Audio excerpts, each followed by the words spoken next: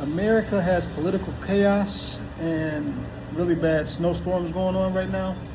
So, with that being said, right now is the time for you to invest in yourself, get rich so that you can have the freedom to go wherever you choose to be in this beautiful world, because there's plenty of places to go to. And if you do choose to stay in America, go somewhere warm all the time, like Phoenix or Dallas, or leave and come somewhere like Southeast Asia and enjoy a low cost of living.